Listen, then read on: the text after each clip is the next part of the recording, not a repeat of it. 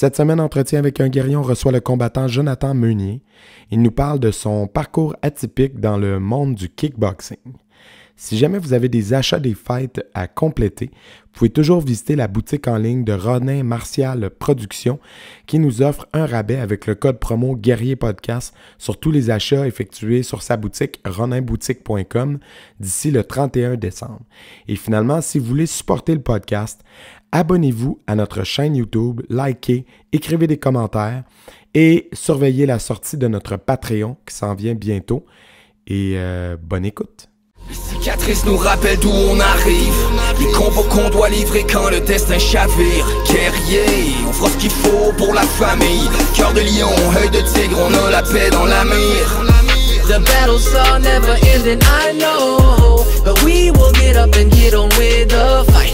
And we'll do whatever for what is right. Just put your trust in us, in us. Bonsoir, bienvenue à Entretien avec un guerrier. Ce soir, on reçoit Jonathan Meunier. Qui est un combattant qui nous a été référé par Patrick Gourde. Dans le fond, on fait des liens. Dans le fond, dans l'épisode de Patrick, il nous a parlé des gens avec qui il s'entraînait et le nom de Jonathan a été évoqué. Fait qu'on s'est dit il va falloir le rencontrer ou le recevoir au podcast. Donc, bonsoir, Jonathan, ça va bien? Bonsoir, oui, ça va bien, vous? Oui, ça va super merci. bien. Merci d'avoir pris du temps en ce jeudi soir pour venir jaser de ton parcours avec nous. Est-ce que tu peux...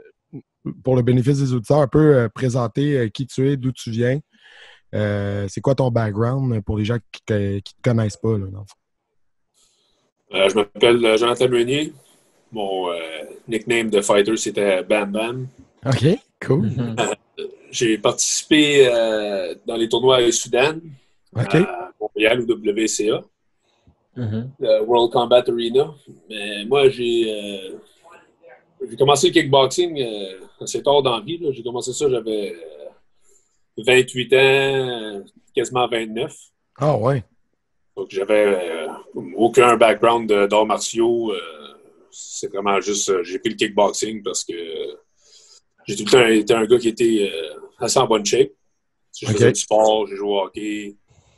Après ça, j'ai eu un enfant, puis les sports ont comme pris le bord. Puis, la vie est arrivée, puis une journée, je me suis réveillé, puis je n'étais plus en shape pantoute. Ouais. Fait que c'est ça. Fait que là, j'ai commencé. Ça faisait un bout que je parlais de l'intérêt au kickboxing. OK. Ma mère, elle m'avait acheté un coupon de 3 mois, les Groupon. Ouais. Fait qu'un coupon de 3 mois, ouais, un abonnement Groupon pour un essai de 3 mois à un club pas loin de chez nous. Fait que un jour, j'ai décidé, je vais l'essayer. J'étais tanné de pas être en shape et d'avoir fait rien d'actif vraiment. So, j'ai commencé le kickboxing, puis c'est ça, pas longtemps après, j'ai changé de club, j'ai fait mon premier combat. Entre mon premier et mon deuxième, il y a eu un petit... quelque chose s'est passé comme avec le gym où j'étais. J'avais été traîné ailleurs avec un de mes amis, puis il avait commencé à me donner de la misère en me disant qu'il ne me supporterait pas entre mes combats si j'allais ailleurs. C'était vraiment juste pour aller traîner avec quelqu'un. Là. Ouais, des fois, on manque de partner, puis c'est plate l'ouverture d'esprit, des fois, des coachs. Tu sais, j'en ai pas de partner, j'aimerais ça aller voir ailleurs. C'est poche, mais on n'est pas un gros bassin ici, pareil. Là, t'sais. Non, c'est ça. Moi, c'était vraiment comme une invitation. C'était un gars que j'avais rencontré de même dans un magasin d'équipement de combat. OK. Puis on avait parlé vite fait, puis on s'est comme genre contacté une couple de fois, puis il m'invitait à venir sparer avec. Il y avait un combat qui se préparait beau. Fait qu'à cause de ma grandeur, ma grosseur, il m'avait communiqué, puis il m'avait demandé d'aller aider. So, c'est ça, je suis allé, puis après ça, eux autres, de toute façon, ils l'ont su, puis c'est ça, ils m'ont donné comme un alternatif. C'est soit que tu traînes nulle part d'autre, ou on ne te supporte pas dans tes combats. So, à ce moment-là, j'avais juste fait un combat, je l'avais gagné par knockout, fait que j'étais comme, j'étais vraiment dedans, là. So, j'ai décidé d'aller voir au club à Jean-Yves Thériault. Quand j'ai rentré là, il y a un gros sticker sur le mur avec tous ces champions qui ont des ceintures. Je suis rentré dans le gym, ils étaient tous là. après se préparer pour des combats. C'était tous des gars comme pas mal de ma taille. 6 pieds, 200 livres. Puis je voyais toutes les photos sur le mur avec les ceintures autour de la taille. Je me suis dit, wow, this is where I need to be. Mm-hmm. So, j'ai parlé à Jean-Yves, puis il m'a dit, oui, absolument, parce que mon premier combat, c'était sur son événement à lui. Okay. Puis là, t'es rendu à quel âge à ce moment-là? Ouais, vas-y. À mon premier combat? Ouais. J'ai commencé le kickboxing en juillet 2012. À 28 ans, j'ai eu 29 ans au mois de novembre. Puis en décembre 2013, j'ai fait mon premier combat. Fait que 6 mois plus tard, tu étais rendu avec Jean-Yves. Ouais, c'est ça. Fait que là, après avoir fait mon premier combat en décembre, j'étais après me préparer pour mon deuxième combat quand tout ça s'est arrivé. Là. Mm-hmm. Fait que le deuxième combat, je pense qu'il était au mois de mai ou avril, quelque chose comme ça. Fait que, quand je suis rentré chez Jean-Yves, c'est ça, tous les fighters étaient là, c'était tous des gars de ma taille, il y avait toutes des ceintures sur le mur. J'étais vraiment comme intimidé, impressionné. Mais je savais que si je voulais avancer, c'était là. Fait que, j'ai parlé à Jean-Yves, puis il m'a invité, il dit ouais, tu viendras la semaine prochaine. Et je suis allé, puis j'ai resté là. J'ai fait pas mal tous mes combats en dessous de Jean-Yves. Et c'est où ce club-là, juste pour les gens qui ne connaissent pas? Peux-tu situer? Oui, Jean-Yves Thériault, c'est Terrien Jiu-Jitsu et Kickboxing, c'est à rue Bank Street. Puis c'est Jean-Yves qui s'occupe du programme de kickboxing. OK. Fait que, pas mal tout le monde connaît Jean-Yves Thériault, là. C'est vraiment... C'est une société au Québec. Oh, ouais. Ouais. Fait que...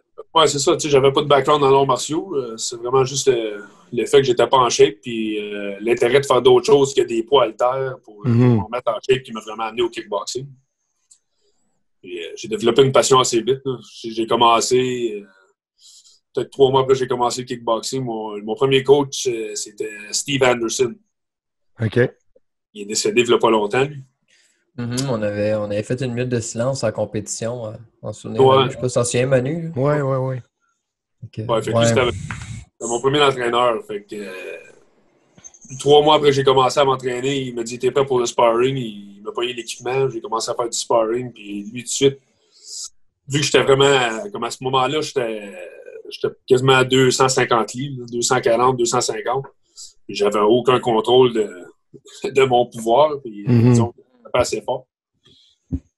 Fait que mes premiers sparring partners, c'était des champions du monde en point de fight, en continuous. Il y avait un des gars, il jouait dans le CFL pour les Tiger Cats de Hamilton. Il était 200 quelques livres. Fait que j'ai appris vite parce que je me suis vraiment fait tapocher. Et ça, je m'en ai dit, t'es un naturel pour avoir commencé à cet âge-là sans background, tu sais, comme il a fallu que tu apprennes vite, puis c'est instinctif. Là. Ouais, c'est sûr que, écoute, comme je te dis, je n'ai mangé des tapes au début. Là. C'était sans le bon footwork. Puis, est-ce que tu avais un background de vie qui, je ne sais pas, dans ta jeunesse, est-ce que tu as eu des fois à te servir de tes poings pour te défendre, puis que dans le fond, tu avais un background de ce côté-là qui faisait que je sais que je suis capable de donner une bonne droite, tu sais? Ou c'était juste... Ben, non, pas vraiment. Comme j'ai eu... écoute, j'ai eu des bagarres de bar, là, c'est sûr, là, mais vraiment comme... c'était pas mon style. J'étais pas un bagarreur de rue avec beaucoup d'expérience de combat dans les rues. J'étais assez fort, j'ai une bonne force de frappe, puis j'étais habile. J'ai vraiment pogné le beat vite du kickboxing. Là, là j'ai une flexibilité naturelle. Fait qu'avec les kicks et tout ça. Ce qui est quand même rare encore de l'entretenir à 28 ans. Tu sais, des fois, il y a des gens flexibles naturellement, puis ils perdent ça dans 20 ans. Fait que, quand même, tout à ton honneur. Oui, j'étais vraiment comme. J'avais un talent naturel que je savais même pas, là, tu sais. Non, mais c'est découvrir ça à 28 ans avec on s'inscrit quelque part. Puis là, la fiche a commencé à s'accumuler, tu as commencé à faire des combats, puis. Oui, j'ai fait. J'ai 13 combats en tout. J'ai 12 amateurs, un professionnel. Fait que j'ai fait Moi, j'ai fait mes trois premiers combats, je les ai faits à Gatineau, sur les cartes à Jean-Yves, les Iceman Kickboxing. OK. Mon 4e, je l'ai fait à Val-d'Or. Après ça, mon 5e, survenu à Gatineau, c'était mon premier combat contre Jonathan Doucette. Puis après ça, le 6e. Un gars de point de fight, ça. Ouais, comment t'as trouvé ça, fighter un gars de point de fight en kickboxing? Il sait très bien se débrouiller en kickboxing, Joe, là, mais y avait-tu des petits réflexes un peu différents? Genre, il était-tu plus de côté, des affaires de même? Ou... Oui, il était plus de côté. Puis écoute, il y a un méchant sidekick, Joe. Là. Puis c'était vraiment différent à cause du stance. Tu sais, la main avant à basse, le stance de point de fight. Puis, le mouvement aussi, tu sais. En plus, il était gaucher. Fait que, ça, c'était mon 5e. Après ça, le Sudan, il a commencé. Pas longtemps après ça. Fait que moi, je me suis joint au Sudan. Mon combat avec Joe Doucette, le premier, c'était, je pense, au mois de septembre. Après ça, mon premier Sudan, je l'ai fait au mois de décembre. Puis moi et Joe, on s'est rencontrés dans les finales du Sudan au mois de mars. Mais vraiment, comme le Sudan, ça m'a vraiment amélioré. Ça m'a aidé à m'améliorer beaucoup parce que j'ai fait quand même assez de combats en pas long. J'ai fait mon 5e au mois de septembre, 6e au mois de décembre, 7e au mois de février. Puis après ça, les finales, c'était au mois de mars, mon 8e combat. Fait que c'était vraiment comme short. Là, fait que les points n'étaient pas fermés quand tu retournais fighter. Ben, c'est ça. Fait que ça a vraiment aidé beaucoup mon amélioration parce que vous savez, là, quand tu rentres dans le ring, les nerfs, ça fait une grosse différence quand le monde sont beaucoup nerveux au début. Ça use beaucoup d'énergie, être nerveux. Fait que quand je l'ai fait, c'est beaucoup de combats en courte durée. Ça a vraiment amélioré le confort.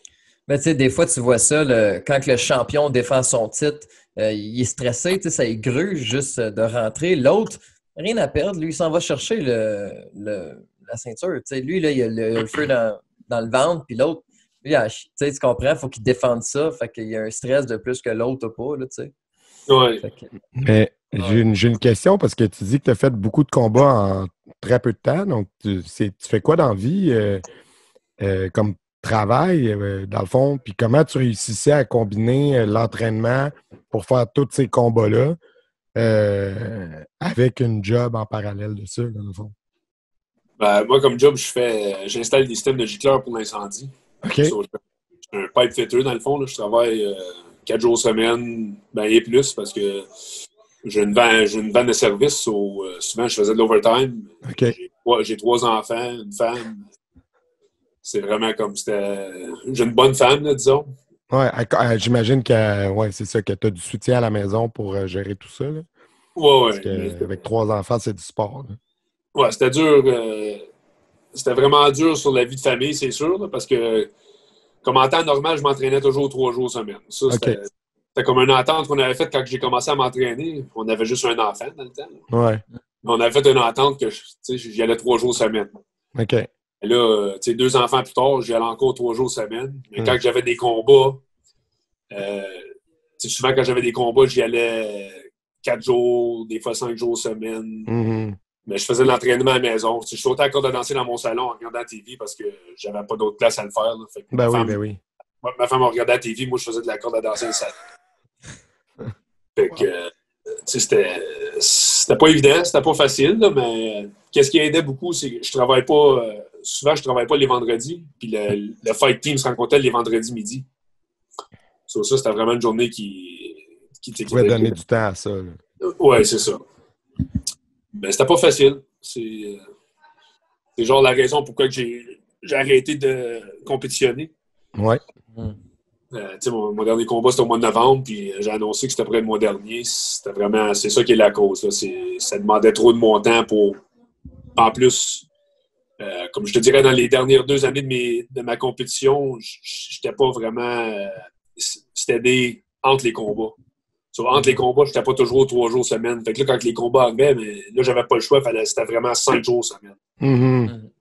Parce qu'avant, quand j'allais toujours 3 fois semaine, j'étais tout le temps quand même comme pas fight, là, pour le combat, fight shape, mais comme pas loin. Là, ouais, tu gardais un beat pareil. Là, c'est ça. C'était juste comme un fine-tuning que ça prenait avant les combats, disons. Fait qu'une journée de plus ou un training de plus, ici, puis là, ça faisait la job.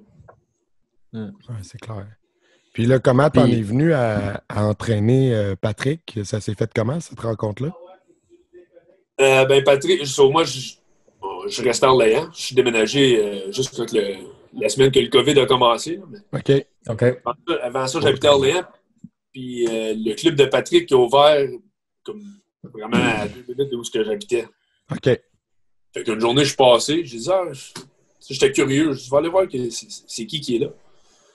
Fait que j'ai arrêté. Puis Patrick, puis son père, puis son jeune frère, ils étaient là. Fait que j'avais ma grosse barbe. Je checkais dans la fenêtre, puis son père, il me fait signe, rentre. Fait que je rentre, il commence il se présente, on parle un peu. Puis, fait que là, il me demande c'est quoi mon nom, je dis mon nom. Il dit, Jonathan Meunier. Il dit pas, Jonathan Meunier s'est battu à Montréal. Je dis, oui. Il dit, ouais, à cause de la barbe, il ne m'avait pas reconnu. Fait que là, rentre. Puis, en tout cas, on commence à jaser, puis c'est ça, Patrick, il se préparait pour des combats. Son père, il m'a demandé si ça m'intéressait d'aider ses enfants à se préparer pour les combats. Faire genre comme du one-on-one coaching. J'ai accepté. On l'a fait pour un petit bout. Après ça, je déménageais. Mais le COVID, ça a comme... Ouais. Il est bon, le kid, hein? Il est fou, hein? Ouais. Patrick. Jeune, avec de même, là, il bouille. Ouais, puis il est vraiment il a le feu dans le corps, là, il est vraiment comme il est tellement focus, puis il sait où ce qu'il va aller. Il connaît son chemin, son chemin, il se l'est déjà dessiné dans la tête, puis il n'y a rien qui l'arrête. Comme le jeune de 16 ans, puis il a son propre gym. Il a son propre gym, il est là à 5h30 le matin quand il va à l'école. Il va traîner avant d'aller à l'école. Il revient de l'école, il fait un autre training, il enseigne. Comme moi, souvent, ce que je faisais, c'est je le rencontrais après l'école. Okay. Moi, je faisais travailler, j'allais tout de suite à son gym. On faisait une heure de travaux, du pad ou un peu de sparring, whatever. Après ça, il enseignait ses cours toute la nuit. On retournait chez eux le soir. C'est à 16 ans, vraiment. Même, il y avait 15 ans avant ça. Ouais, c'est fou, réel. Il y avait 15 ans. Puis est-ce que ça te motive? Est-ce que tu prends goût à coacher? Est-ce que tu aimerais ça en faire plus? Ou c'était juste parce que lui te l'a demandé? Ou... Non, c'est vraiment comme le faire avec lui, j'avais jamais vraiment eu d'intérêt à le faire, vraiment le coaching. Ouais. Pendant que je compétitionnais, j'avais aucun intérêt. Là. J'avais déjà été proposé d'enseigner des cours ou d'enseigner des cours privés, puis ça ne me disait rien. Là. Moi, mon focus, c'était vraiment ma compétition, puis je voulais pas que ça devienne comme une tâche. Ouais. C'est clair, tu peux pas faire les deux en même temps. Là. Tu peux pas faire les deux. Là.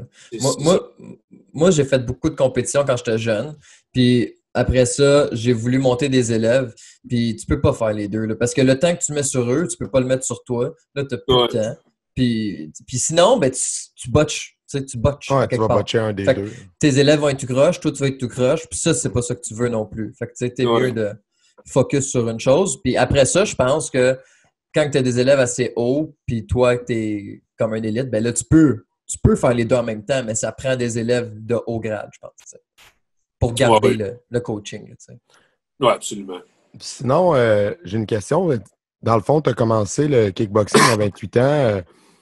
Tu as dit je voulais pas aller au gym. Je comprends ça. Moi non plus, je ne veux pas aller au gym. Je préfère les arts martiaux, mais pour aller en kickboxing, est-ce que tu suivais les sports de combat? Si oui, qu'est-ce que tu suivais? Est-ce que tu avais des idoles, des fighters qui t'ont inspiré peut-être à aller là-dedans? Je regardais souvent le UFC. Dans les bons temps, là, quand il y avait un pay-per-view à toutes les coupes de mois, là, la carte était stacked au bout. Là, c'était des Chuck Liddell, des Randy Couture, des Tim Sylvia, Anderson Silva.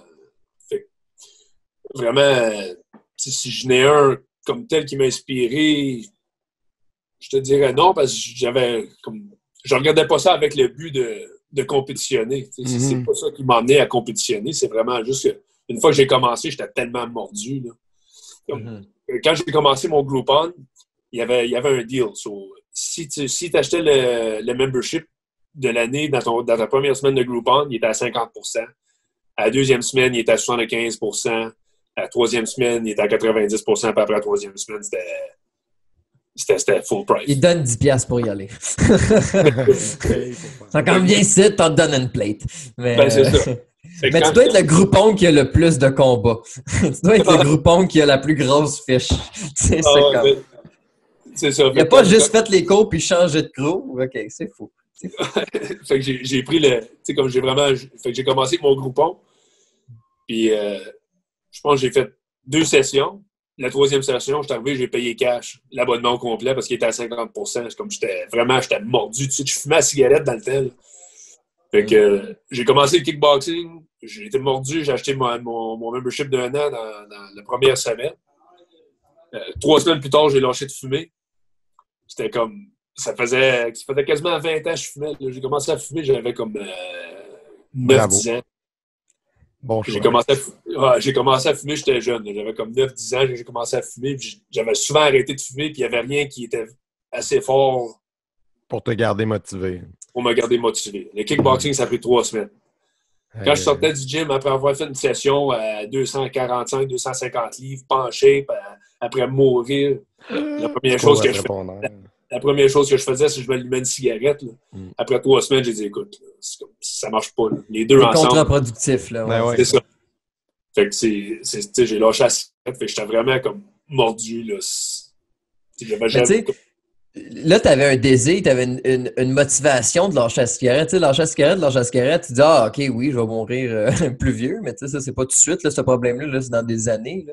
Mais là, quand c'est immédiat, ça t'a pris 2 secondes, tu sais, puis t'as fait comme, ben, gars, là, c'est plus concret comme motivation. Ouais. Fait que tantôt, vous avez parlé que tu as fait plusieurs combats. Il y en avait plusieurs amateurs puis un pro. Savoir c'est quoi la plus grande différence que tu as trouvée entre les deux mondes? Évidemment, sûrement l'entraînement et tout ça, mais aussi peut-être l'association, le sérieux des choses puis tout. Moi, c'est ça qui m'intéresse beaucoup. La grosse différence, je sais pas s'il y avait vraiment une grosse différence, pour être honnête. C'est sûr que l'organisation, c'était beaucoup plus sérieux. Tu sais, la pesée, c'était beaucoup plus officiel. Les médicales, le procès de se rendre, toutes les tests médicaux, il a fallu que je fasse. Le scan de la tête, le scan du cœur, c'était vraiment... C'était beaucoup de petites étapes pour pogner ma licence, pour faire compétitionnaire professionnel. C'est plus encadré forcément en pro. Là. Ouais, c'est sûr. Mais en fait de combat... podcast, c'était la plus grosse différence, dans le fond, là, mais je te dirais, les derniers 2 ans de ma compétition, j'avais genre mixé un peu à cause que quand ils ont mis les combats amateurs illégaux, il y avait encore des combats amateurs en Muay Thai qui se passaient en Ontario. Fait que moi, j'avais pas vraiment intérêt de faire du Muay Thai, mais je voulais quand même combattre. Fait que j'avais pensé peut-être essayer de faire genre comme K1 avec les leg kicks. So, je me suis aventuré un peu avec un coach de Muay Thai. Fait qu'on j'avais fait vraiment du training de Muay Thai. Je ne sais pas perdre mes pensées, là. Puis, tu as fait du training de Muay Thai pour pouvoir aller fighter en Ontario, vu que dans le Muay Thai, vu que les combats amateurs en kickboxing étaient interdits, c'est ça? Oui. Mais à cause que c'était gouverné par, je pense que c'était Muay Thai Ontario dans le temps. Puis le kickboxing était rendu illégal. J'avais essayé de faire des combats genre style K1, mais c'était quand même en dessous de la sanction Muay Thai. Fait que c'était comme un gentleman's agreement. Là, c'était vraiment par la serrée de la main c'était un agreement que, OK, on fait juste le kickboxing avec les low kicks, pas de clinch. Puis j'ai fini par avoir un combat, puis une semaine avant, le gars il s'est blessé en sparring. Fait que ça n'a pas levé. Puis, vu que tu t'es entraîné en Muay Thai, pour le bénéfice des auditeurs qui ne connaissent pas le style, mettons la différence entre dans le training pour le kickboxing versus le Muay Thai. C'était quoi? T'avais-tu des difficultés? T'avais-tu des challenges du fait de travailler dans un autre style, dans le fond? Ben, c'est sûr qu'écoute, manger des leg kicks quand tu n'as jamais mangé, c'est pas plaisant. Là. Mm-hmm. Mes premiers rounds de sparring avec les low kicks, que j'ai eu de la misère à marcher pendant comme 7 jours. Moi, je travaille sur un escabeau. J'avais de la misère à monter mon escabeau. Fait que ça, c'était vraiment le plus gros des ajustements. Là. C'était les leg kicks. On peut comprendre. Ouais. Au moins, toi aussi, tu peux en donner. ouais, mais au début, je n'étais pas trop bon à les donner. Ouais, c'est ça, t'en as sûrement reçu une couple au début plus que l'autre. Ouais, c'est ça. Puis, fait que la raison pour laquelle je parlais des gyms Muay Thai, c'est parce que souvent, les gyms Muay Thai, eux autres, ils font le sparring, pas de casque. OK. Fait que le combat professionnel, pour moi, pas de casque, c'était pas une grosse surprise ou un gros changement parce que ça faisait un bout, je traînais dans les gyms de Muay Thai. Fait que j'étais habitué au sparring podcast. Fait que c'était pas vraiment... Pour moi, les professionnels, il n'y avait pas un gros changement, à part de vraiment comme les choses à faire pour se rendre. Mm-hmm. Puis, tantôt, on a parlé du fait que tu avais fait un combat, un ou des combats à Soudan. Il y en avait au casino de ça? Au casino de Montréal? Est-ce que tu en as fait? Oui, je les ai fait. OK, puis c'était comment? Parce que c'est pour les gens qui nous écoutent, qui sont en Europe, là, parce qu'on a des auditeurs en Europe, le Casino de Montréal, c'est gros, là, c'est très gros. Fait que faire un combat là, il y a combien de spectateurs, tu sais-tu? Je pense que la salle contient 400 spectateurs.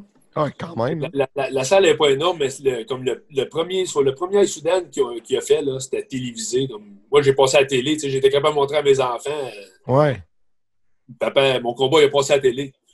Wow. Il y en a sur YouTube aussi, là, j'en ai vu. Là. On va en mettre en lien, mais oui. Ça fait en salle. Là. Le premier tournoi à Soudan, il a tout été recordé, ça va passer au TVA. Okay. TVA Sport. OK. Nice. Fait que ça, c'était vraiment sharp. Là. Dans le coin, entre les rounds, la caméra descendait avec le gros bras. Le gros bras de caméra. Avec un jib, ouais. J'avais la caméra dans le visage, dans le coin. C'était vraiment comme un grand spectacle. Wow. C'est-tu déstabilisant un peu ou tu restais quand même vraiment concentré puis pow, t'as fait tes affaires? Non, moi, ça m'a jamais vraiment achalé. Comme il y a du monde, comme la crowd, ça les intimide, les caméras. Ça m'a jamais vraiment intimidé, moi, la crowd ou les caméras. Vraiment, comme moi, j'aimais plus me battre en avant de 500 personnes de ma foule, de mes fans, puis prendre la chance de perdre en avant de mes fans qu'aller me battre ailleurs avec pas de fans. Puis il y en a du monde, c'est le contraire. Ils veulent pas avoir de monde qu'ils connaissent. Moi, c'était vraiment... C'était pas intimidant, ça, les lumières, puis les caméras, puis les fans, tout. Est-ce que ta famille, ta femme, tes enfants, je ne sais pas, ils ont quel âge, là? S'ils sont en bas âge, ils sont peut-être pas venus, mais s'il y en a des plus vieux, est-ce qu'ils t'ont vu combattre? Oui, mon plus vieux a 13 ans. J'ai un gars de 13 ans, un petit gars de 7 ans, puis une petite fille de 5 ans. OK. Mon dernier combat, mes 2 gars étaient là. Ouais. Puis mon premier combat contre Joe Doucette à Gatineau, mon plus vieux était là. Ça, c'était la première fois qu'il venait. Okay. Ça, c'est nice. Ouais, son père dans le ring, là. Ouais, puis ça a fini par KO dans le deuxième round, le premier combat. Fait que c'était vraiment comme... c'était sharp, là. Mon fils. Ouais, il arrive à l'école, puis il est comme, mon père, il est plus fort que le tien. C'est vrai. Mais c'est clair que la petite à 5 ans, pas sûr qu'elle aurait aimé ça, voir papa manger des tapes à la gueule. Non, ça c'est... Ouais. Puis tes enfants, est-ce que tu les pousses dans des écoles d'arts martiaux de combat ou est-ce que eux autres, ça t'intéresserait plus un petit peu des coachés s'ils ont un intérêt envers ça? Ben, ils ont jamais vraiment montré d'intérêt. J'ai essayé de les pousser, genre. Ouais. Puis ça les a jamais intéressés, mais là, dernièrement, ça les intrigue un peu. OK. So, on parlait justement de ça, moi, ma femme, de peut-être les commencer dans les arts martiaux. Ah, ouais, cool. Ah, ben, t'as Patrick pas loin qui est ouais, c'est ça. Ouais. Des bons contacts. Ah, cool. Puis on parle beaucoup au passé de tout ça. Tu as dit que tu avais annoncé ta retraite. Est-ce que pour te garder actif, mais peut-être avec moins d'entraînement intense, est-ce que tu avais l'intention de continuer à faire soit à continuer juste du training de temps en temps de kickboxing pour te garder en forme ou d'essayer un autre art martial? Ou... Ah ouais, mais le kickboxing, j'ai fait. Ça fait 3 fois que je vais faire du sparring en 2 semaines. OK. J'ai fait. Ça faisait comme peut-être. Avant le COVID, depuis avant le COVID, j'avais pas fait de sparring. Puis peut-être 1 mois et demi passé, je suis retourné de la première fois, puis j'ai quasiment pas fait de training. Fait que, tu sais, comme je suis pas dans la meilleure shape, là. Ouais. Mais j'aime tellement ça, là. Comme j'étais allé hier soir, j'étais allé faire du sparring hier soir à un club à Ottawa. Ça faisait 2 samedis en ligne que j'y allais. Ça me manque vraiment, là. Ouais. Ben, vous avez cette chance-là du côté Ottawa, parce que moi, j'étais à Gatineau, puis du côté Ottawa, les gyms, les dojos sont réouverts, mais au Québec, c'est encore assez limité, là. C'est entraînement libre, pas de cours, cours privés seulement encore. Ouais. Vous êtes chanceux à Ottawa pour ça. Non, ben, si tu cherches une place à sparer, tu me laisseras savoir. C'est bon. Crime, merci de nous avoir reçus en ce jeudi soir. C'était vraiment cool pour vrai. Jay, t'avais-tu une dernière question? Ou... Ben non, moi, ça conclut bien, je pense, avec les enfants. Oui, c'est ça. C'était vraiment sympathique. Merci d'avoir pris je trouve que c'est temps. inspirant de voir quelqu'un qui commence un peu plus vieux, mais qui vient puis qui est déterminé, puis même, tu fais des changements dans ta vie, puis puis qui gagne, puis que, tu sais, En tout cas, félicitations, je trouve ça vraiment très beau. Puis, un beau parcours, puis on va mettre... J'espère que tu vas prendre goût à l'enseignement. Nous, on a des dojos, moi et Manu, puis je te dis, enseigner, c'est vraiment le fun. Ouais, parce que parce que, tu sais, on dirait, sinon, tu t'entraînes, t'arrêtes, puis pas que tu perds, mais en même temps, de même, tu te repaies, puis pas en argent, là, tu te repaies en expérience, en temps, tout le kit. Des beaux moments. C'est le fun. Ouais, c'est ça, exact. Là, ce que tu as vécu, tu le revis à l'autre place. Ça, c'est... Avec 3 enfants, je peux comprendre si c'est un job et tout. Non, mais c'est ça, mais si ces enfants sont motivés à en faire, tu t'enseignes à eux, c'est super, là, tu sais. Ouais, ben j'aimerais ça recommencer avec Patrick Gould aussi, là. J'ai parlé à son père depuis le COVID une couple de fois. En tout cas, là, son dojo a le droit de réouvrir, fait que on va suivre ça. J'ai vraiment l'intention de recommencer à faire un peu de coaching avec lui, puis peut-être un jour être un de ses hommes de coin. Là, on avait parlé avant le COVID. Comme Rocky avec Creed. Compétition. Oui. C'est comme Rocky avec Creed. Le vétéran qui coach le petit nouveau. Bonne continuation, puis merci, c'était vraiment inspirant. Bonne soirée. Merci, bonne soirée vous aussi.